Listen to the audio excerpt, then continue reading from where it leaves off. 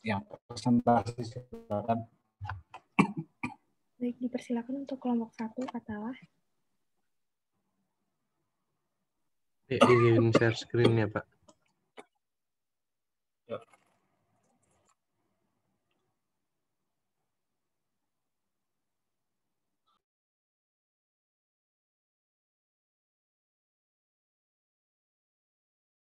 Cek. Yang pertama saya bacakan soalnya terlebih dahulu. E14.3. On Januari 1, 2016. PAI membeli semua outstanding capital stock 880 dengan exchange rate-nya 155. Book value asset dan liability are sama equal to fair value on this date, kecuali tanah dan fair value equipment. Tanah 200.000, equipment 100.000. Nah, ini neracanya. Kemudian yang ditanyakan adalah consolidated balance sheet untuk awal Januari 2016 immediately after the business combination. Jadi yang pertama kita menghitung yang current assetnya dulu. Ini dari PAI 3 juta, kemudian dikurangi sama 880.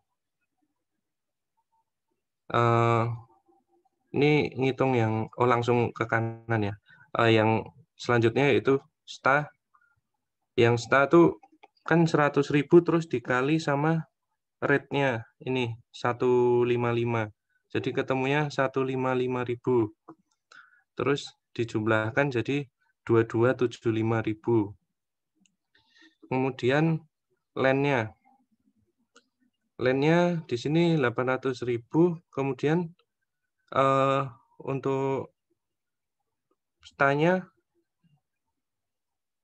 200.000, ini 200.000 dikali dengan 1,55, ketemunya 310. Jadi 1.110.000. Kemudian yang building 1.200.000 sama 250 dikali 1,55. Ketemunya ini 1.587.500. Selanjutnya yang equipment-nya tuh 1 juta buat PAI, terus yang STA-nya 100.000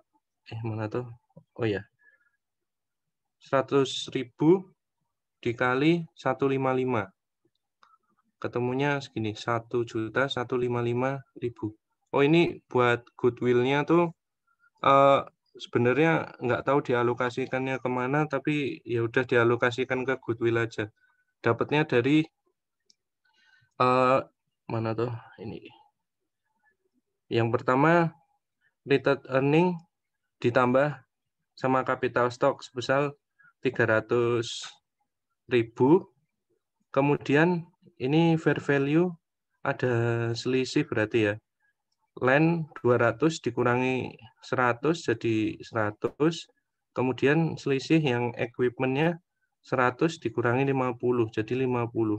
Ini 150, 150 ditambah ini 300 ini. Jadi 450. Kemudian 450 dikali sama, nah, ketemunya tuh mana itu ya? Bentar. Itu 880-nya dikurangi sama hasilnya tadi.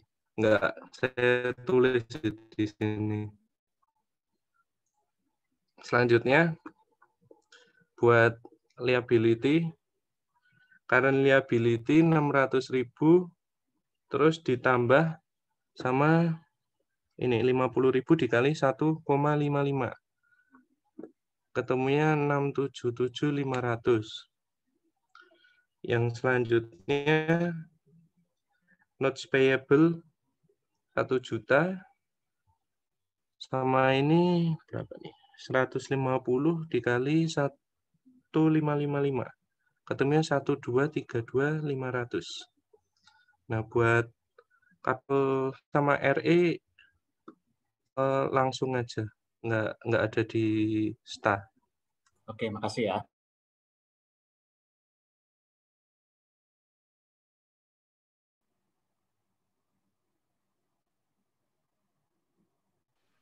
Baik, untuk kelompok 2, dipersilakan dia. Izin share screen, Pak. Yuk.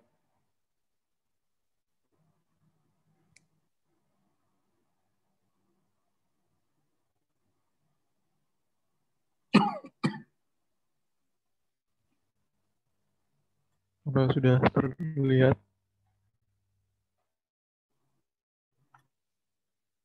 Untuk soal E144 ini, sehingga company Singapura dimiliki 100% oleh PT Krat. Functional currency-nya adalah Singapura dolar, dan functional currency dari PT Kraton adalah rupiah. Current exchange rate Singapura dolar pada Desember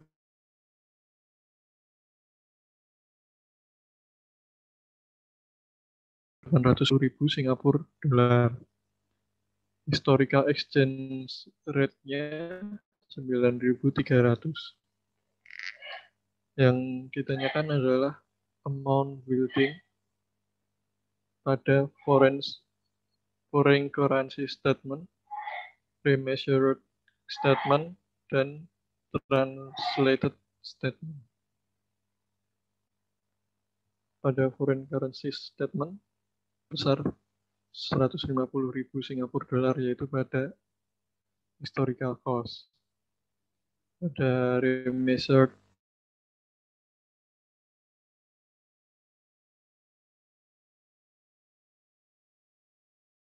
miliar 395 juta rupiah. Pada translated statement, wording akan dicatat sebesar 150.000 dikali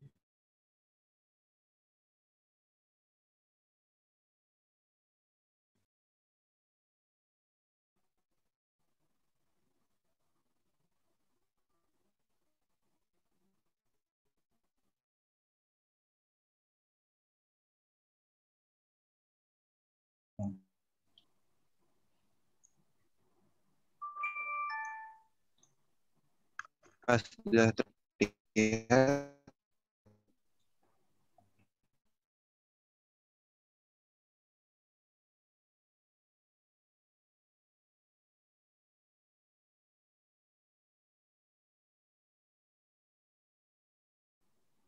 Sudah.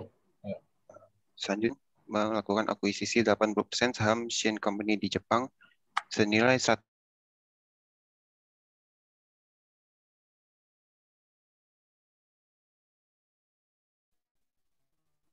di sini untuk akuisisinya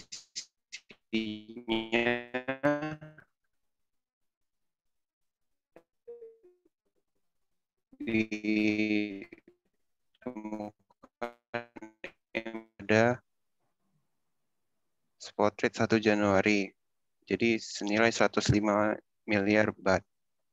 Selisihnya ada paten 10 tahun senilai 82 miliar 500 juta baht. Paten tersebut dijadikan yen dengan spot rate yang sama. Ditemukan 275 miliar yen. Amortisasinya untuk 1 tahun 27.500 juta yen. Dalam baht menggunakan rate average 2016 karena amortisasinya berjalan sepanjang tahun. Ditemukan 7 miliar 700 juta baht. Kemudian untuk perhitungan jurnalnya, pada beginning 275 miliar yen dikonversi dengan historical rate 1 Januari sama kayak tadi, ketemu 82 miliar 500 juta baht. Untuk amortisasinya 27 miliar 500 juta yen dengan average rate jadi 7 miliar 700 juta baht. Dan ada equity adjustment untuk ending akhir tahunnya dari 247 miliar 500 juta yen dengan current rate 31 Desember 2016 0,32 sehingga ditemukan 79.200 juta baht. Sehingga ada selisih equity adjustment-nya 4 miliar 400 juta baht. Sehingga jurnal untuk adjustment akhir tahun, income from machine 7 miliar 700 juta, equity adjustment from translation 4 miliar 400 juta, dan investment in Shen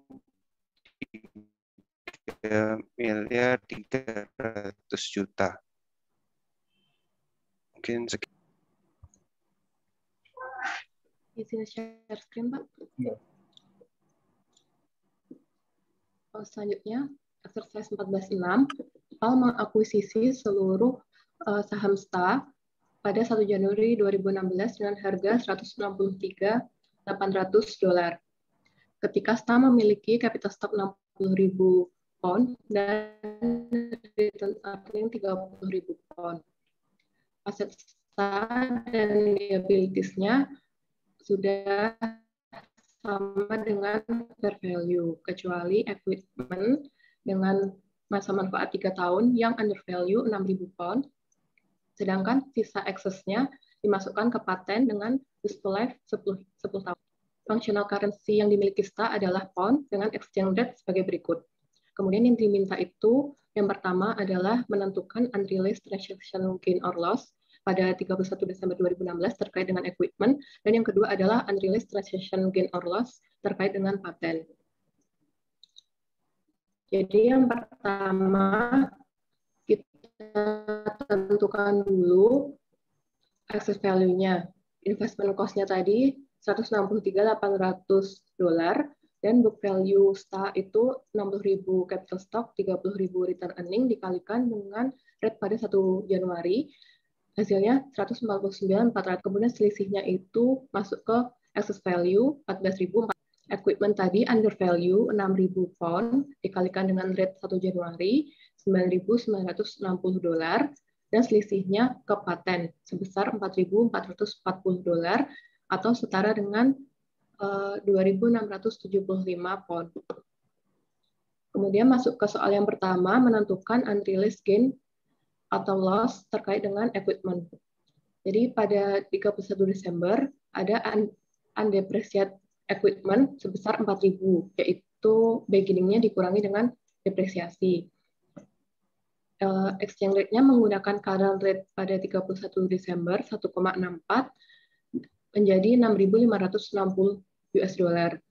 Kemudian kita tambahkan dengan depresiasi selama 2016, yaitu 6.000 pound dibagi 3 tahun, yaitu 2.000 pound, dan menggunakan average rate 1,65,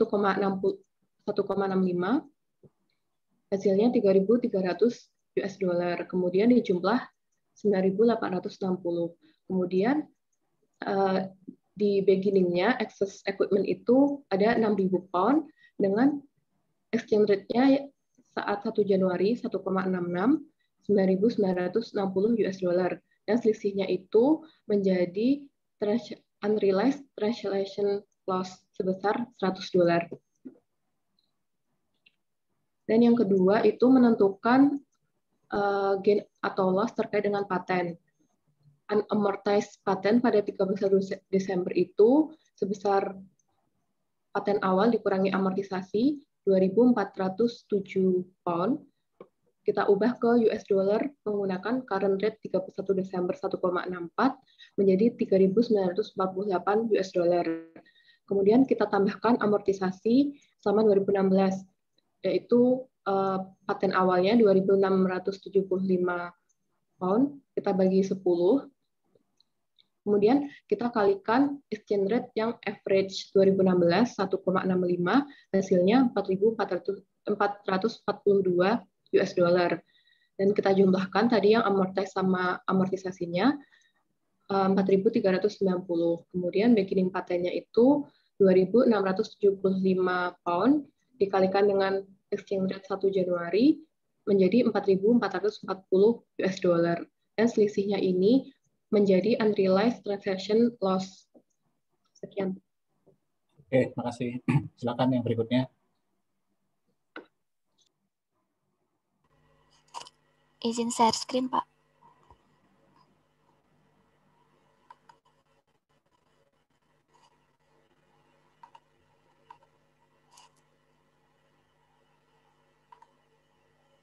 Apakah sudah terlihat?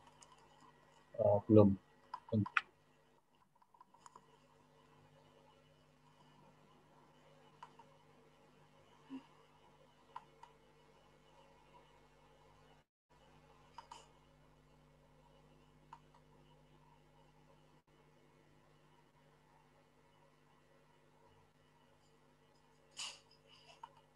Apakah sekarang sudah terlihat? Masih berproses, belum muncul. Lama. Oh ya, sebentar.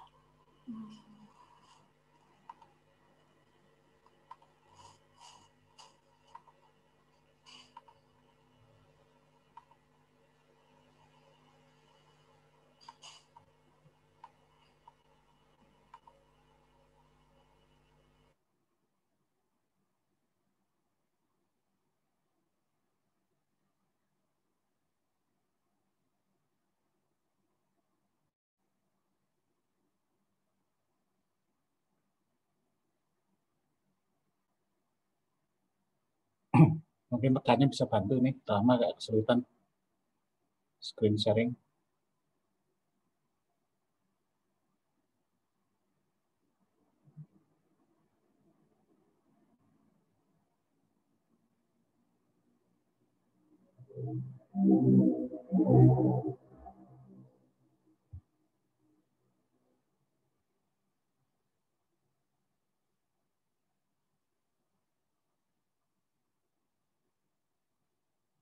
Coba siapa bisa bantu Rama, biar Rama menjelaskan apa yang lainnya. Atau yang kelompok terakhir dulu. Mungkin kelompok terakhir dulu, Pak. Ini Rahma lagi proses untuk dibantu. Silakan. Izin minta bantuan Elsa buat share screen, Pak. Oke.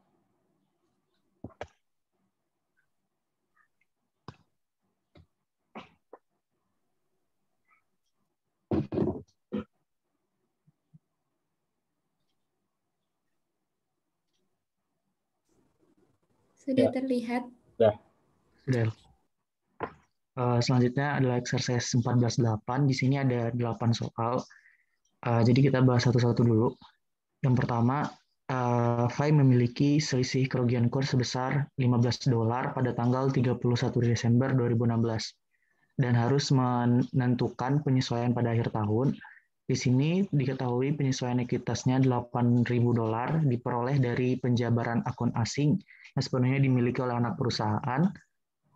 Yang kedua, hutang kepada pemasok harus dibayar dalam mata uang lokal pemasok tersebut, setara dengan $64.000 pada 31 Oktober 2016 dan $60.000 pada 31 Desember 2016. Faktur terutang pada tanggal 30 Januari 2017.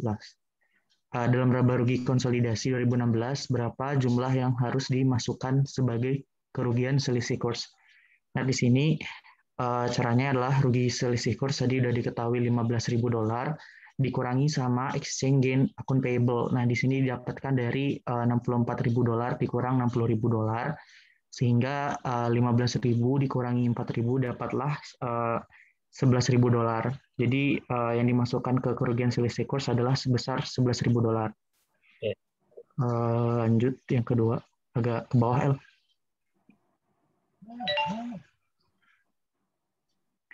Yang kedua, 1 Januari 2016 perusahaan BEN membentuk perusahaan anak asing.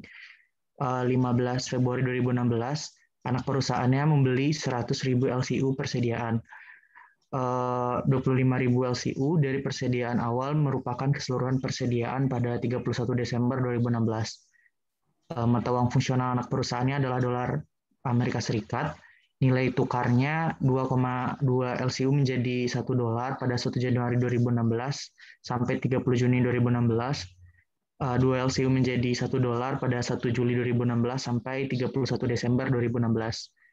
31 Desember 16, saldo persediaan untuk anak perusahaan diukur kembali ke dalam dolar Amerika Serikat itu dengan jumlah seberapa.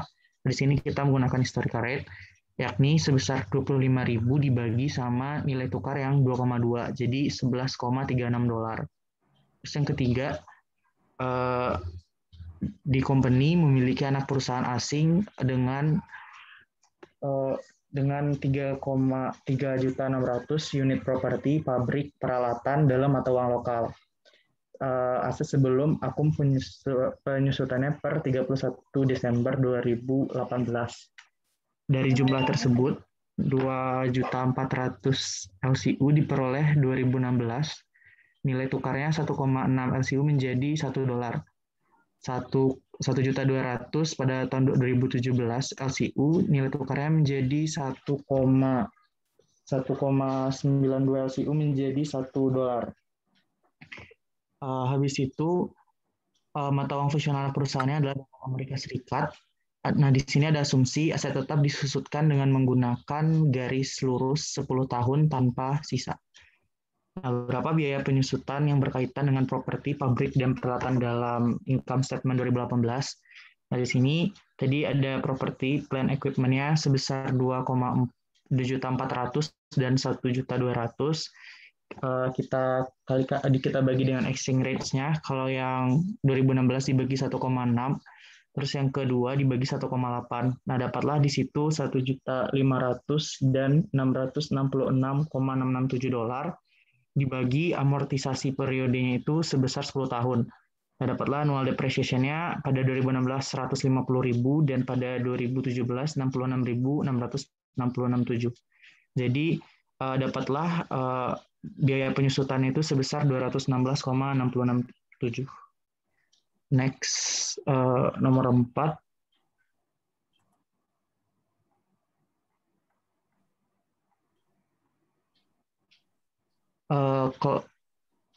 Clark Company memiliki anak perusahaan asing, net income-nya 31 Desember 16 itu sebesar 4.800.000 LCU atau setara dengan $800.000. 15 Oktober 2016 ketika nilai tukar 5,7 LCU menjadi $1, anak perusahaan membagi dividen kepada Clark sebesar 2.400.000 LCU. Dividen tersebut merupakan net income anak perusahaan selama 6 bulan. Nilai tukar rata-rata tertimbangnya 5,8 LCU menjadi $1 dan nilai tukar yang berlaku 31 Desember 16 adalah 5,9 LCU menjadi $1. Nilai tukar mana yang harus digunakan untuk menerjemahkan dividen pada laporan keuangan 31 Desember 2016, yaitu pada 5,7 LCU menjadi 1, yakni yang harus digunakan adalah nilai tukar yang berlaku saat dividen itu dibayarkan. Yang kelima, perusahaan JEM menggunakan metode kurs ketika menerjemahkan nilai mata uang asing tanggal 31 Desember 2016. JEM memiliki anak perusahaan asing dengan 1.500 LCU long term receivable dan 2.400 LCU long term payable. Nilai tunai yang berlaku pada saat itu adalah 2 LCU menjadi $1 dan 1,5 LCU menjadi $1 pada 31 Desember 2016.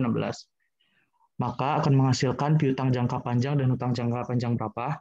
Nah, di sini long term receivable-nya kan tadi 1.500.000 LCU dibagi sama 1,5, dapatlah 1 juta. Terus long term debt-nya 2.400 LCU dibagi 1,5, dapatlah $1.600.000. Yang keenam, di sini diketahui ada current rate, ada historical rate dari masing-masing note receivable, long term prepaid rent, dan patent. Nah, di sini udah tertera di layar itu ada 240.000 note receivable pada current rate dan historical rate-nya 200.000, prepaid rate-nya 85.000 dan historical rate-nya 80.000. patennya 150.000 dan historical rate-nya 170.000.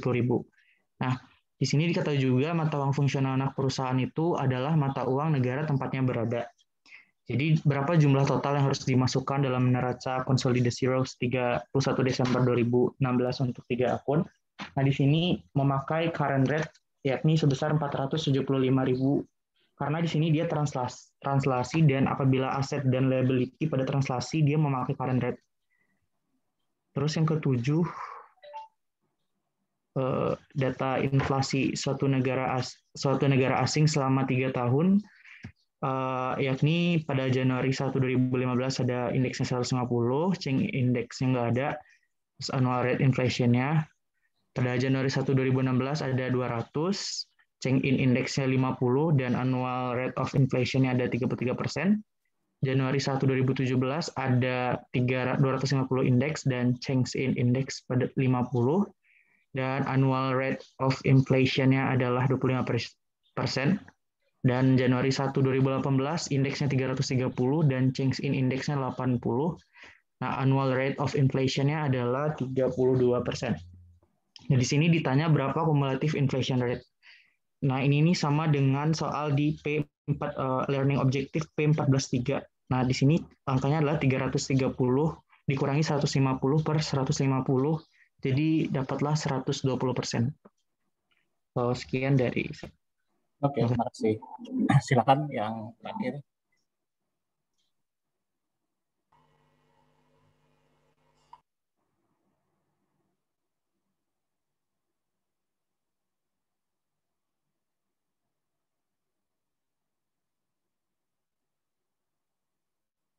Ya, bisa. Maaf Pak, tadi sebelumnya kesalahan teknis. Ya. Ya, saya akan melanjutkan pembahasan E14.7. Dari saya bacakan soalnya.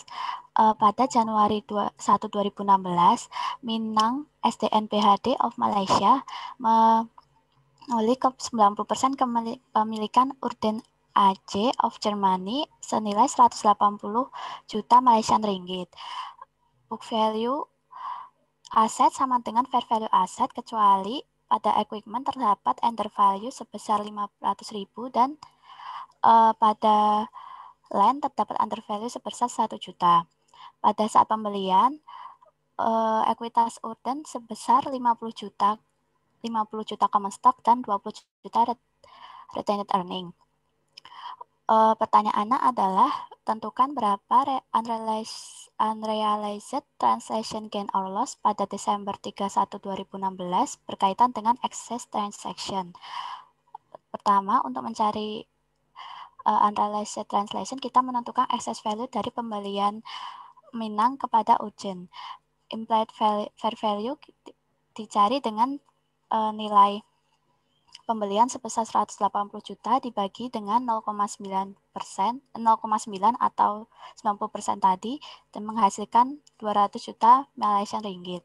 Lalu book value dari Urden AG adalah 70 juta dari common stock dan retained earning dikali dengan 0,4 Malaysian ringgit, yaitu spot rate pada tanggal Januari 1, lalu menghasilkan 28 ringgit. Didapat 200 juta dikurangi 28 juta dihasilkan 172 juta Malaysian ringgit. Lalu kita mencari alokasi excess value ke terhadap equipment dan land.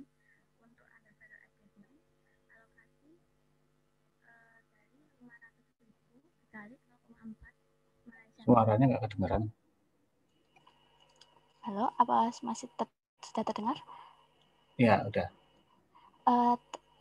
Saya ulangi untuk yang alokasi excess value dari undervalued equipment itu 500.000 dikali spot rate pada Januari 1 yaitu 0,4 menghasilkan 200.000 Malaysian ringgit. Lalu undervalued land 1 juta dikali 0,4 Malaysian ringgit sama dengan 400.000 Malaysian ringgit. Lalu setelah itu kita menentukan unrealized translation gain on loss. Yang pertama dari equipment. Diketahui tadi excess value pada Januari 1 adalah 200.000. Lalu kita mencari excess value pada Desember 31 dengan 500.000 dikali 0,42 itu adalah current rate pada Desember 31. Menghasilkan 210.000, lalu equity adjustment-nya kita dapat 10.000 Malaysian ringgit. Yang kedua adalah dari land. Dari land kita tahu excess value-nya tadi pada Januari 1 adalah 400.000 Malaysian ringgit. Lalu dikurangi dengan excess value pada Desember 31, yaitu 100 juta dikali 0,42. Dapat 420.000 Malaysian ringgit. Lalu didapatkan equity adjustment-nya gain 20.000 Malaysian ringgit. Sekian dari saya, terima kasih. Oke, terima kasih ya. Saya sudah upload juga video untuk 2 minggu ke depan. Saya agak merekamnya agak banyak yang saya jelaskan. Jadi videonya biasanya dalam satu bab itu cukup sekitar 1 jaman lebih, itu mungkin ada hampir 2 jam. Jadi ada 3 video. Saya pecah. Yang pertama hedging dalam hal basicnya dulu ya. Kemudian hedging masih sama tapi lebih detail, lebih dalam transaksinya, sama yang ketiga hedging kalau pakai mata uang asing ya, valuta asing. Termasuk yang bab 14 tadi yang hedging net posisi net investment itu di video ketiga. Silakan dipelajari. Nah, untuk ini nanti untuk pembagian tugasnya problem 1 dan 4 satu kelompok, problem 2 dan problem 5 satu kelompok juga, problem 3 dan problem 6 satu kelompok, problem 7 satu kelompok, problem 8 satu kelompok, dan problem 9 satu kelompok. Nanti kita kalau ada waktu kita bahas semua, kalau enggak nanti kita coba pilih mana yang perlu kita bahas. Nah, minggu depan agendanya saya akan masuk dulu ke ini pembahasan tentang hedging. Saya ingin memberi Anda dasar ya, seperti apa transaksi itu dan bagaimana, karena memang yang agak susah di materi kita sekarang adalah kalian harus belajar transaksinya dulu gitu. Transaksinya bukan transaksi yang biasa, kalau kayak beli persediaan, penjualan dan sebagainya kalian sudah terbiasa. Tapi kalau transaksi hedging ini masih baru ya, agak sedikit membingungkan.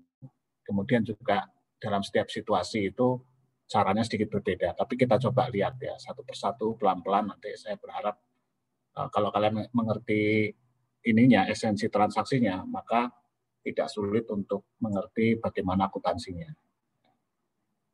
Itu saja dari saya untuk hari ini ya. Selamat belajar, sampai ketemu minggu depan. Terima kasih. Terima kasih, Pak. Oke. Terima kasih, Pak. Terima kasih, Pak. Pak. Terima kasih, Pak.